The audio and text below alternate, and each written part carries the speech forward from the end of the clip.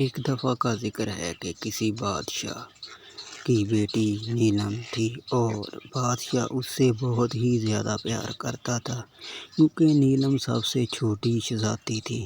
اس لیے وہ اپنی پڑھائی کے بعد اپنے باغ میں چرند پرندوں سے کھیلنے آ جاتی اور باغ میں ہی اکثر وقت گزارتی۔ بادشاہ کے باقی 2 بیٹے اور بیٹیاں تھیں۔ ایک دفعہ ایسا ہوا کہ ملک کو قحط لاحق ہو گیا۔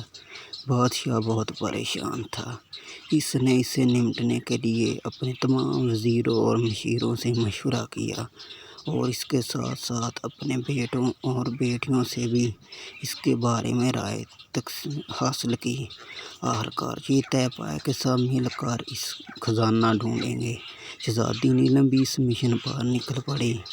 وہ اپنے ساتھ کچھ اوزار اور اپنی ضروریات کی چیزوں کے ساتھ گھوڑے پر بیٹھ کر دور دراز نکل گئی۔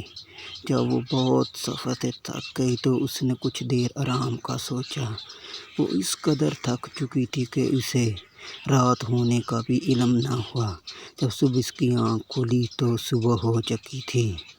مزید اگلی قسط میں